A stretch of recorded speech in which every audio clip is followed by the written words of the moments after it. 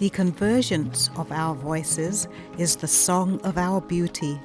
Many voices will speak here, the song woven through diverse notes.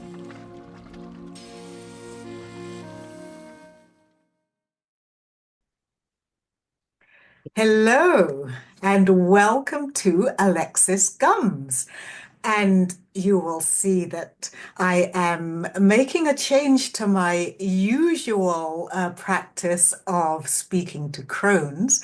And I am speaking to Alexis because of her book. Survival is a Promise, The Eternal Life of Audre Lorde. And that is the connection to the crone here. So, first of all, Alexis, how would you describe yourself? Oh, well, I am an aspirational favorite cousin to all living beings.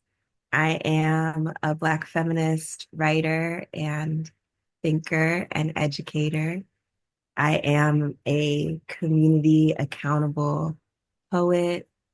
I am a daughter of multiple shoreline lineages, and I am a queer portal for the infinite possibility of love.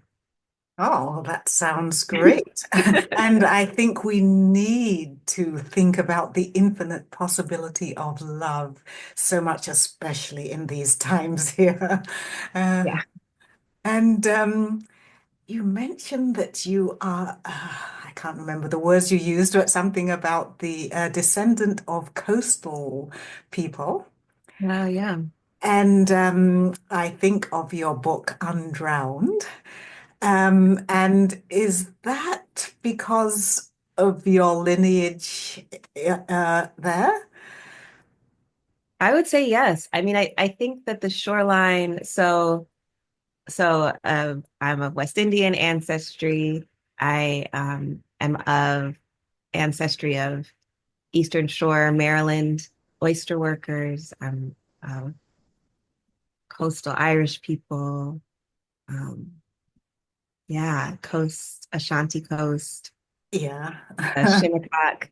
Shinnecock means shoreline, the indigenous people of Long Island. So all of that, but the interface of Yes. where the water meets the land, meets the air, is basically hmm So where I yeah, am. that's such a powerful space where all these things come together. And I noticed that you mentioned that if whales return to their pre-commercial numbers, that they would bring enough carbon or could hold enough carbon that would be like 110,000 acres of forest. So how do whales do that?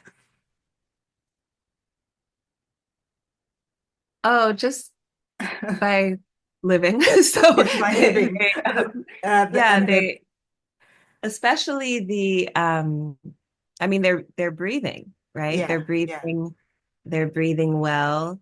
They're processing the sediment, the salt, the algae.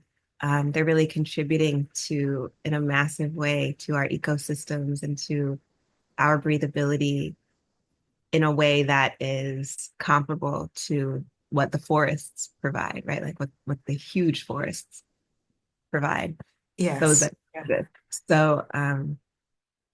So yeah, they are a breath of fresh air just by being themselves. Hmm. And they contribute just so much that we people are so easily destroying. And but you do other things for environmental work too, don't you? I'm thinking of, let me look at my notes here. The Earthseed People of Color Land Collective. So what do you do with that? Oh yeah, Earthseed. My partner and I were part of founding a People of Color Land Collective that is. I'm pointing to it. It's close by. It's right there. Yeah. um, and Earthseed is I mean, it's a dream come true. It's stewarded by a collective of people. We're not part of the stewarding collective at this time, but we are part of the farm share program, which is called Tierra Negra. So I participate in just like putting my hands in the dirt and doing whatever tasks are written up on the board by our Yeah, farmer friend Kindred, Christina, yeah. and Paz. And um, yeah, it's also a space, you know, barn that's renovated is where I go to my dance class, and it's Oh, uh, yeah, yeah. it is really about having a way to be in relationship with land Mm, that is rare. It's rare in a relatively urban space. It's rare for people of color to have that access. And so it's been really beautiful to see. We call them the earth seedlings, you know, the mhm. babies of the collective dreamers growing up with an intimacy with land and a feeling of freedom on the land that is inspiring, beautiful, and healing. Yeah, that sounds great. It sounds like something that should be replicated all over. I think it's a good idea. I think it's a good Yeah, idea, and we need it. We need that yeah. healing. We need that food. We need um, that space for relating to each other differently. Mhm. Okay, so now I'm going to move on to Audre Lorde. Um, and could you tell us how she has been an inspiration to you and her role as kind of poetry ancestor, life ancestor, perhaps? Yeah, yeah. When I was 14 years old, I first started reading Audre Lorde's poetry, and she has been a guide ever since for me. Her poetry is so life-giving, but it's so complex, you know, and it holds contradictions and it challenges and it's mysterious and you know all the things that I hope to be, right? It's really held space for me. And I really open her collective poems daily. To this day, I do this, but I started to do this as a teenager. And I'm like, what does this poem have to teach me today? And there's always something there that is a challenge, a reintroduction to myself, a mystery. And yeah, I've stayed with her. I've stayed with her work. So I wrote about her. I wrote about Kitchen Table Press, which is a collective that she helped to found in my college thesis. And then as a graduate student, I had the honor of being the first person to research in her archival papers.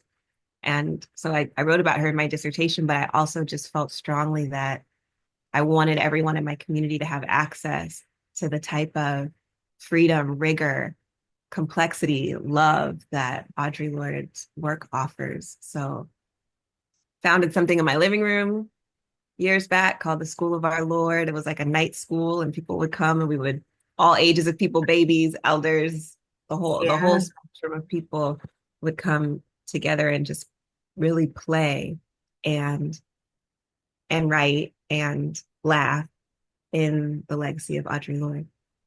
Yeah, that sounds wonderful. Yeah, her words, there's so much to unpack in those words that she wrote, and they still speak to us today. And one of the things you wrote about in the book was how she would phone her friends early and ask, what are they doing to us today? And us is Black women, um, could be queer people, it could be all the people that don't fit well into colonial, patriarchal, capitalist society. And that is a question that still has to be asked every day. What are they doing to us today? Um, Yeah, for sure. I mean, I can only imagine what Audre Lorde would be saying on the phone every morning, since January 20th in the United States, Yes. the answers to that question of what are they doing to us today are unfortunately, as bone chilling, as um, terrifying as the questions that she was asking. And often she would be, waking up early in the morning to ask these questions after having nightmares about them all night.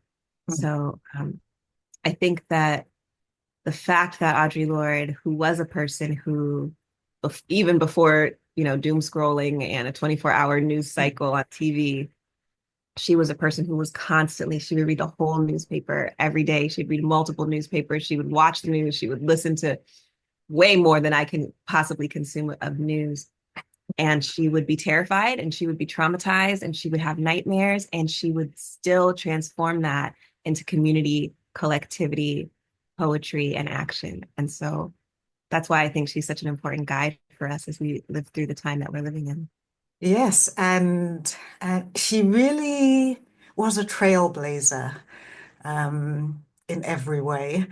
And and I think the words, and this is something that has a lot in it. And I don't know if you think you can shed some light on it, but she says, all the women are white, all the men are black, but some of us are brave. Yeah, well, that was like a collective kind of mantra of Black feminists and Barbara Smith, Akasha Hull, and Patricia Bell Scott created that as the title to their book, which Ah, is founding book of Black women's studies. And it's an incredible book. It has like the first syllabi from courses taught about Black women's studies. But it was really making this break of, they were constantly, as Black feminists, Audre Lorde included, dealing with these spaces that were like, it's about women, but they really meant white women. mhm, Or, you know, it's about Black people, but they really meant Black men, mhm, and especially straight Black men. Um, and they were really making a space for themselves to say, we are all of who we are, and mhm, we are not served by this type of binary thinking. And it erases us and invisibilizes us. And it's our bravery that has us say, this is our position, this is our reality. And we understand that a politics that comes from this position is actually more inclusive for everyone. mhm, mhm. And yeah, all of them were brave. Exactly. Very brave. And I'm grateful because their bravery is the space. I have never had to be as brave as they were Mhm, because of the actions that they took, because they wrote the words and left them, to be a 14-year-old and to be able to be reading the poetry of Audre Lorde, knowing that when Audre Lorde was 14 years old, she didn't have the poetry of certainly not Black lesbian feminist poets, but yeah. not even Black poets that were Mhm. that were accessible to her until she sought them out, and helped create that community later in her life. So I'm really full of gratitude for their intergenerational accountability.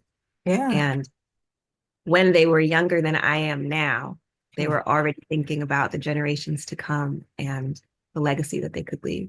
Yeah. Yeah. And also, they worked internationally as well with the women of South Africa and the Black German women, which is a big step to try and bring this global uh, perspective Mhm. to the work. Absolutely, absolutely crucial. And the Black British feminists, for sure. There's one of the things that Audre Lorde believed and wanted to remind people of was that she felt that she was part of the global majority, that the majority of the people of Earth are people of color, and that our connection to each other is everything. It's what makes that reality a possible ethical transformation. And so she was so excited. She was so excited to meet the Black British feminists. I mean, I participated recently in a a rescreening of a film that Ingrid Pollard and Pratibha Parmar and Shaheen Haq and Jackie Kay collaborated with at least two or three other women whose names I didn't just say. And she was just so excited to be with them and be like, so what is it for you to be Black British feminist? And what does that mean to you? And what does Black mean to you here? The Aboriginal women in Australia are like, we're Black. She's like, what does Black mean to you? And, like she was Mhm. very much about that togetherness. And Kitchen Table Press was specifically a vehicle to bring what they would call at the time third world women, but we know it's first world peoples and many Mhm. ways to describe the world, Yes. that majority. Yeah. Um, Kitchen Table Press was specifically a vehicle to bring those voices together and for folks in different places to be able to understand themselves as part of the same revolution of ideas and possibility. Hmm. I wonder if there is such a press now. Probably not. It's so interesting because at an event where I went, the Baltimore Book Festival event, I was sharing about survival as a promise. And there was a young woman who was talking about she wanted to start something like Kitchen Table Ah. Press. And um, there's, there is not anything that I would say is exactly like Kitchen Table Press right now. But I think there's a desire for it. Yeah. And I think that it's interesting because people are also using different mediums Hmm. for the same reason, to try to connect people across difference. And I see the work that um, an organization like Black Women Radicals is doing, which they do a lot of online Yeah. webinars and publications, and you've probably seen their work. They're certainly in the legacy of Kitchen Table Press, for example. So I think there is definitely work in the legacy of, Yes. but I would love for there to actually be a publishing company that was as brave, audacious, and internationalist as Kitchen Table Press was. Yeah. Yeah. You mentioned a film. What was the name of the film? The film, I think it was just called Audre Lorde. Oh, okay.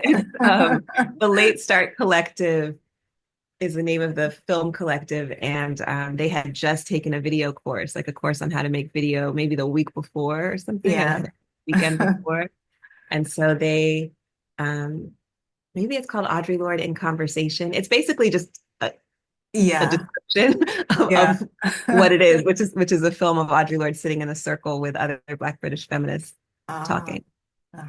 So is that available easily? Yeah, it is. It's archived online. I can send you the link Okay, great. after. Yeah. Yeah, yeah, Yeah.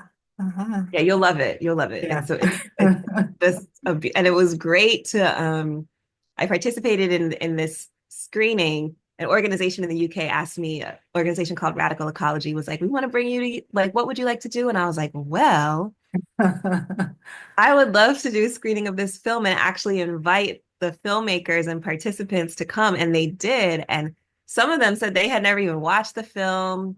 Oh, It's been almost 40 years since they made that film. wow. So Yeah. it was really great. I mean, especially in the context of the work that you're doing around crone status and elevation, because they were looking at themselves, right, 40 years ago, Yes. Yeah. right? And maybe they were in their 20s and Mhm. thinking about, okay, what would I say to that person now with the Ah, experience I've had? What would she say to me that I should remember now at this new mhm. stage of my life that I'm in? It was a wonderful conversation, and I felt like it was a dream come true and a miracle just to be in that room. It was really Yeah. beautiful.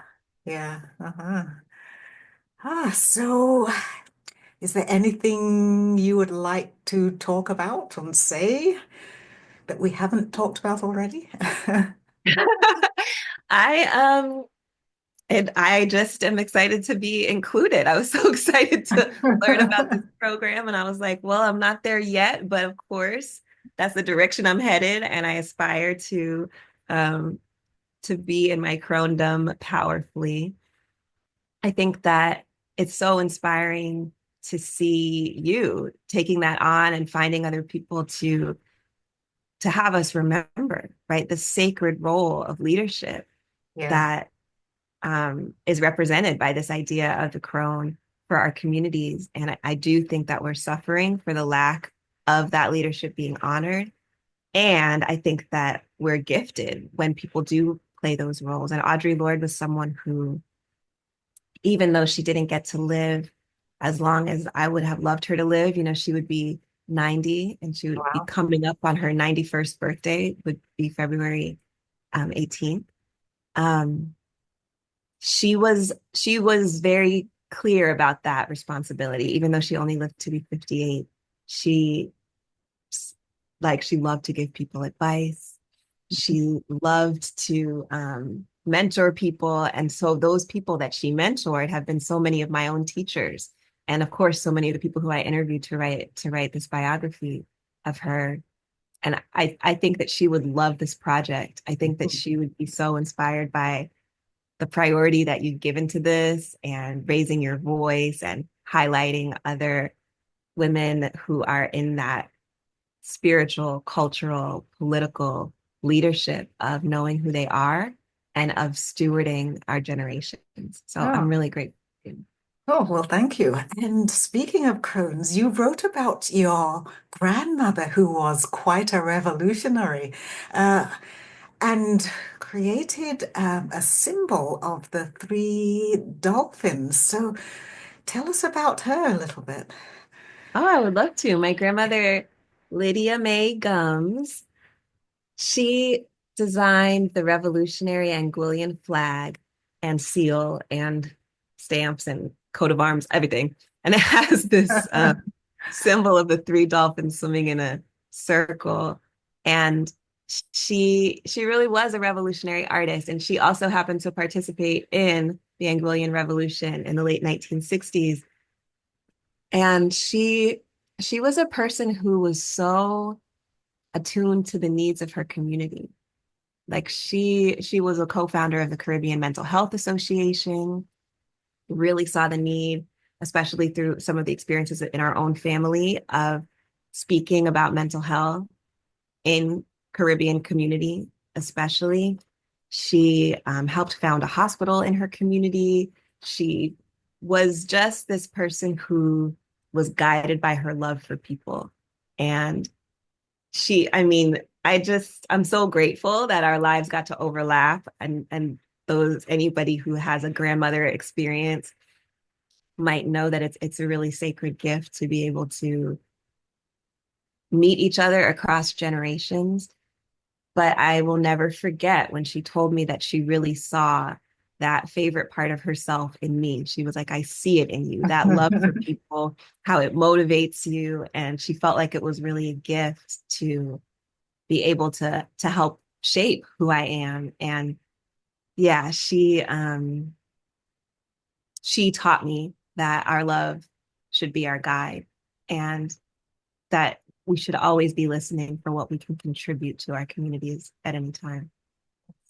Yeah, I think we need to write about our grandmothers. Yes, I will never stop writing about her.